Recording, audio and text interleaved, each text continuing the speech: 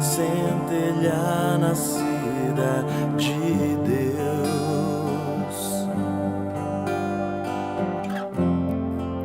Vou seguir o teu caminho, Pai, pois ninguém está sozinho mais. E as marcas do destino,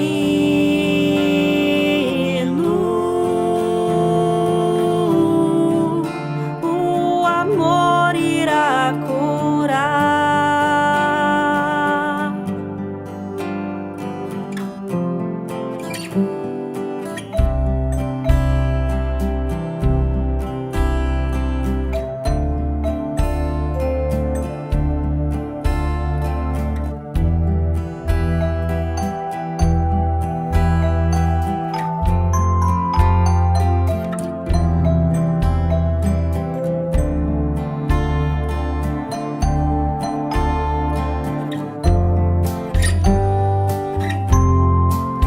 Vou seguir o teu caminho,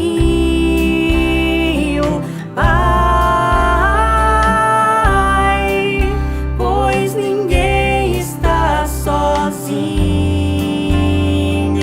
mais. E as marcas do destino,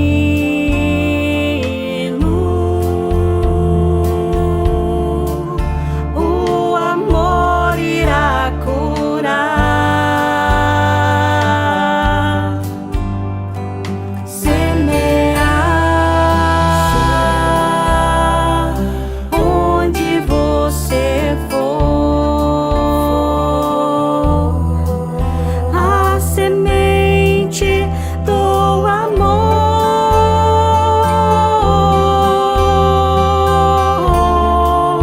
como o mestre ensinou,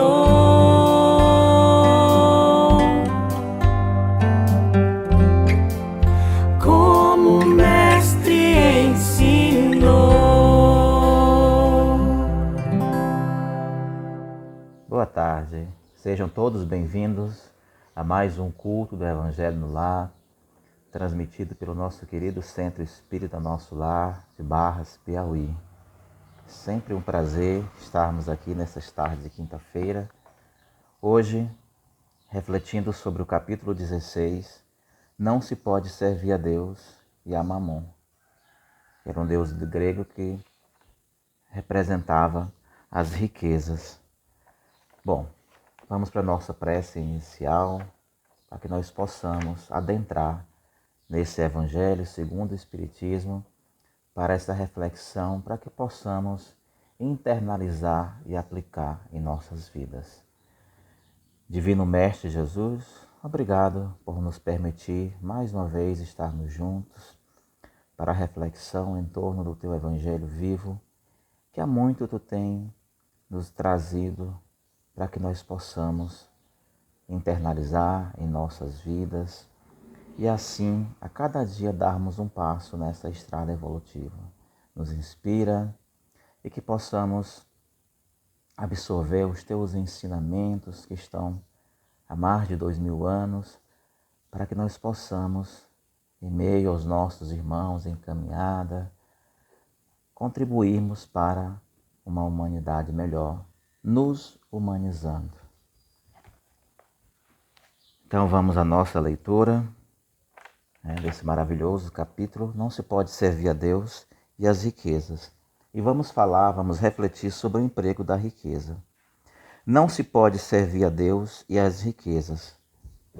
Compenetrai-vos bem disso, vós a quem o amor do ouro domina.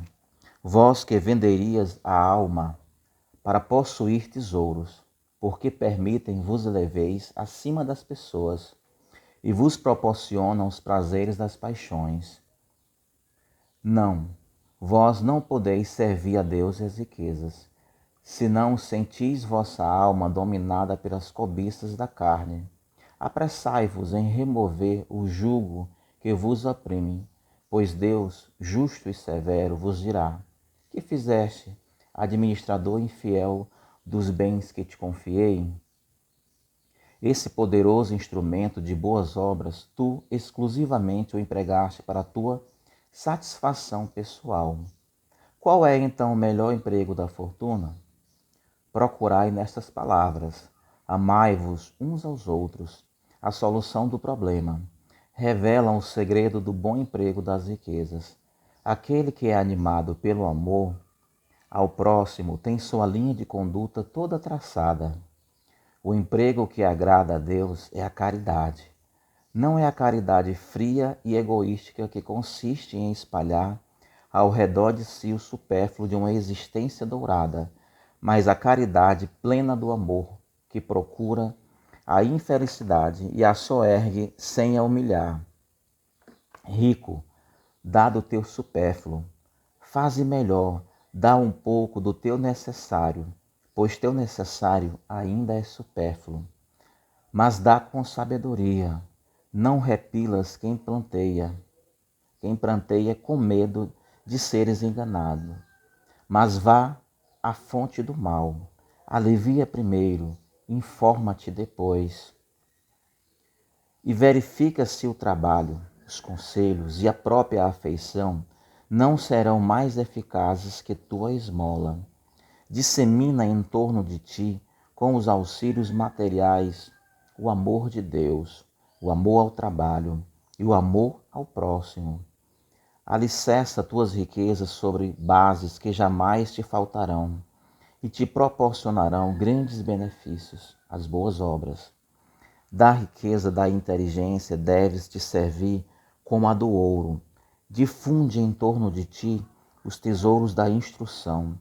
Espalha sobre teus irmãos os tesouros do teu amor, e eles frutificarão. Aqui foi ditado pelo espírito Cheverus, Bordeaux, 1861. Meus irmãos, a humanidade, nessa marcha evolutiva, sempre tem, na maioria das vezes, porque temos que considerar muitos nobres espíritos que deram o exemplo de como gerenciar essa riqueza. Mas a humanidade está presa a esses valores materiais. E esse apego tem levado à vingança, tem levado muitos irmãos a, sem medir as consequências, agirem muitas vezes de forma ilícita, buscando a satisfação pessoal, a princípio conquistando a riqueza, o poder e usufruindo em seu benefício. Mas todos nós sabemos que nós somos imortais do corpo, em espírito não. A história todinha tem mostrado, a literatura espírita tem mostrado que muitos são os nossos irmãos que têm se arrependido devido ao mau uso que fazem da riqueza. Muitas são as pessoas que já, de repente, numa certa idade, se arrependem, de uma vida inteira, em que cometeram atitudes baseadas no materialismo. E hoje não tem a seu favor o tesouro mais precioso, que é a família, que é a amizade, que são as boas referências, que são as verdadeiras obras morais. Porque nós vamos prestar conta de todas as nossas ações e de aquilo que nós negligenciamos. Devemos entender como riqueza tudo que é material, mas que é um instrumento para a nossa evolução, para que nós caminhemos coletivamente. Mas convenhamos também que existe uma riqueza outra, que é a riqueza moral, a riqueza intelectual, aonde muitas pessoas também fazem mau uso, porque a palavra amiga, o esclarecimento, tudo é importante. Somar ao que nós viermos a possuir de material e estendermos aos nossos irmãos, muito além do supérfluo, porque você dá aquilo que não lhe serve mais. É fácil, embora tenha muitos que nem isso conseguem fazer. Mas o Evangelho, a lição viva do Mestre Jesus, nos convida a irmos muito além disso, porque prestaremos conta, os bens são transitórios. Todos nós sabemos que os bens são transitórios, são necessários. Não é que devamos abrir mão, digamos assim, do conforto, mas, antes de tudo, levar o auxílio aos necessitados, levar o esclarecimento, porque muitas vezes as pessoas pensam que esse assistencialismo é suficiente, e não é, porque o Evangelho, a literatura espírita fala de exemplos de pessoas que, ao desencarnarem, passando por momentos de sofrimentos, ao encontrar pessoas benfeitoras, que lhe levaram o auxílio material, a caridade, e quando essas pessoas a encontraram, disse: mas o que aconteceu? Aí a pessoa disse: não, é porque quando na existência da carne você doou apenas o alimento, mas faltou o esclarecimento, faltou a nos orientar, me orientar a andar com as próprias pernas. Então deve existir algo que nós possamos proporcionar, aliás existe, e devemos proporcionar às pessoas o esclarecimento, que consiste na libertação. Como as pessoas utilizam essa palavra de forma redundante hoje, o andar com as próprias pernas, o instrumento da pesca. Então, toda a caridade consiste em doar além do supérfluo, mas levar o esclarecimento, levar o Evangelho, levar a autoestima, porque as pessoas têm que entender que elas são capazes, porque podem e devem caminhar para a subsistência, ou seja, criar os meios próprios de evoluir, porque a evolução a qual Deus, nosso Criador, e que Jesus tanto nos revela, essa evolução, ela é no campo moral, ela é no campo intelectual, porque a moral diz respeito aos valores, o intelectual diz respeito aos conhecimentos esses que vão nos proporcionar o ganha-pão, o trabalho digno e honesto. Mas também não é porque a gente trabalhou, a gente evoluiu intelectualmente e a gente vai criar para si uma redoma e no máximo colocar as pessoas do nosso meio familiar, o que nós chamamos de nossos entes queridos e amigos. Não, nós fazemos parte de uma família muito maior que isso. E Jesus no Evangelho ensina que quando ele estava no templo, é uma lição contada por um de seus apóstolos, que as pessoas vieram lhe informar que os seus parentes o aguardavam. E Jesus respondeu: quem são meus parentes? Quem é meu pai? Quem é minha mãe? E dizendo: quem são meus parentes senão todos vocês? Então que possamos sair dessa redoma e entender que o nosso campo de ação é muito maior. Então que sejamos mais humanos no trabalho, que sejamos mais humanos nas relações familiares, nas relações de vizinhança, no trânsito, aonde quer que estejamos, porque nós somos ricos da graça divina.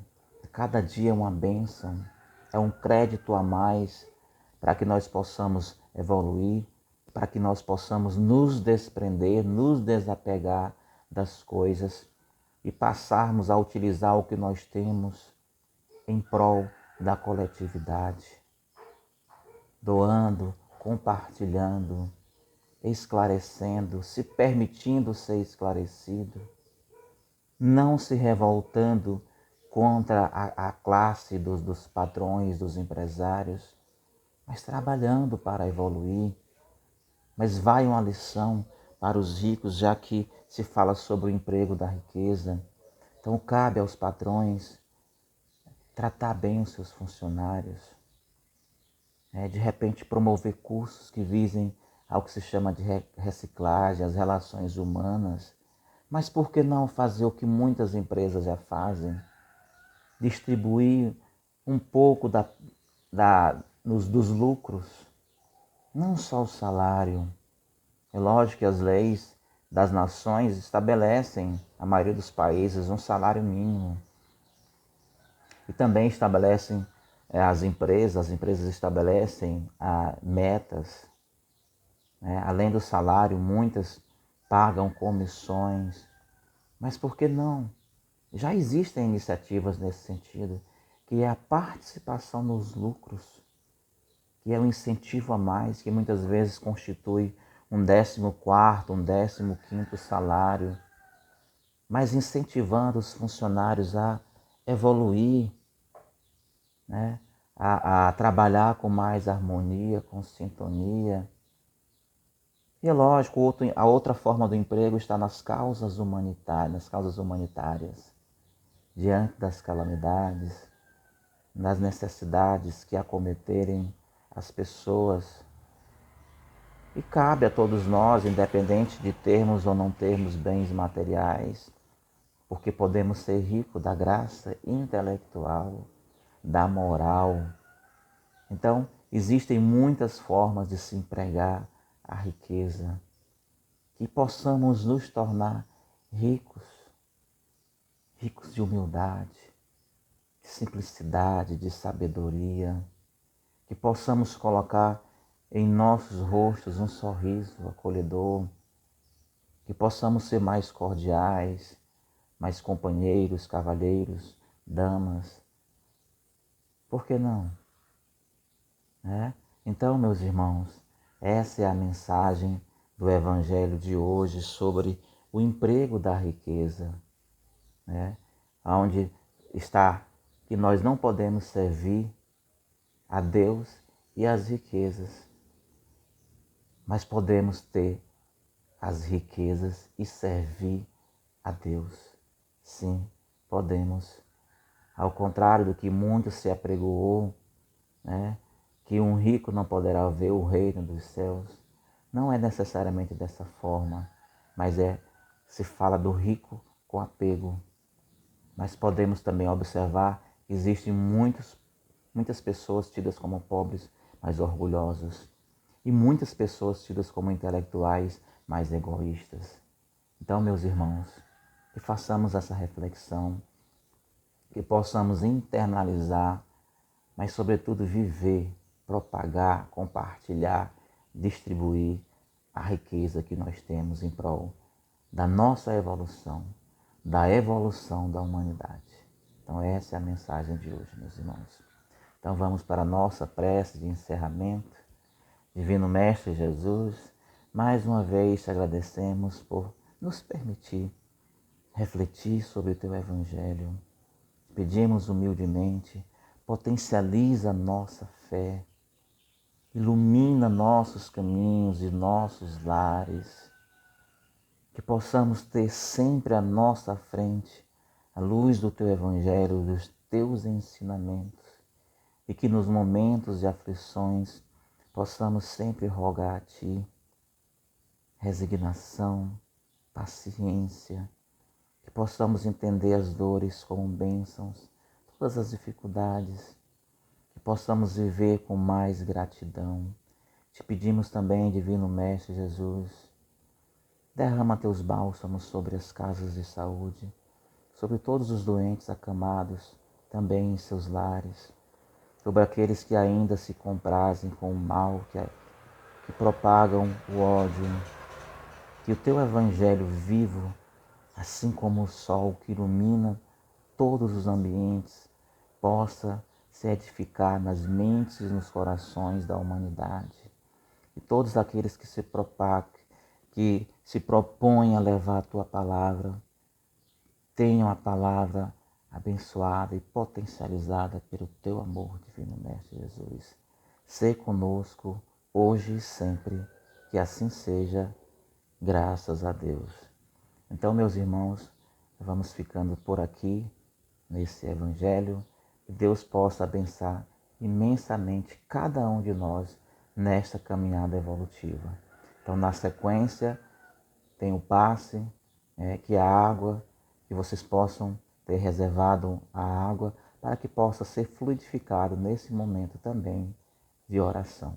Deus abençoe cada um e tenha um ótimo final de tarde. Nos preparemos para o momento do passe e fluidificação das águas. Coloque um recipiente com água limpa para ser fluidificada. Irmãos, não importa aonde você está, quais as dificuldades que está enfrentando, Jesus está sempre pronto para vir em nosso socorro. Coloque-se de maneira confortável, que lhe facilite a concentração e a receptividade. Respire lenta e tranquilamente. Inspire, expire. Inspire, expire. Encha seus pulmões de ar e solte bem devagar. Deixe que energias de tranquilidade e paz penetrem seus pulmões, circulem por todo o corpo. Sua alma, em harmonia com o corpo, se sente tranquila e em paz. Mentalizemos a passagem de Jesus. Dia claro, os raios dourados do sol iluminam a paisagem alegre de Cafarnaum. Casario branco, trepadeiras multicoloridas e pássaros saltitantes enchem a paisagem de otimismo. A notícia das curas atraía a multidão dos necessitados. Subitamente Jesus aparece, esguio e belo. A túnica desce-lhe até os pés. Ao pôr do sol, todos os que tinham doentes atingidos de males diversos traziam-nos, e ele, impondo as mãos sobre cada um, curava-os. Assim narra o evangelista Lucas. Mentalize Jesus se aproximando de você. Ele impõe as mãos amigas sobre a sua cabeça. Perceba que de suas generosas mãos cai uma cachoeira de águas claras e puras, vindas do seu amor a te banhar. Derramam-se em sua cabeça, descem pelos ombros, banham todo o seu ser, te trazendo paz, serenidade, equilíbrio. Limpam todas as impurezas e te pacificam. Sinta estas águas te banhando, limpando. Respire. Mentalize agora Jesus como sol diante de você. Sua luz, seu calor te envolvem. Sinta as energias curadoras que emanam do Cristo em sua direção. Ele ouve as suas preces. Confie nele. Seu amor é infinito e te acompanha e protege, oferecendo de tudo o que necessitas. Confie. Absorva as energias curadoras de Jesus. Sua luz te envolve. Sinta essas energias percorrendo todo o seu corpo. Sinta-se fortalecido e em paz. Senhor Jesus, divino amigo, estende as tuas mãos generosas, Senhor, e transforma estas águas em remédio para os nossos males físicos e espirituais. Guarda-nos, Jesus, em sua paz. Estende as vibrações de amor em benefício do meu lar, Senhor. Que aqui possa reinar a paz, a saúde, a tranquilidade. Nós lhe rendemos graças, Jesus. Fica conosco hoje e sempre. Graças a Deus. Faça uso da água fluidificada.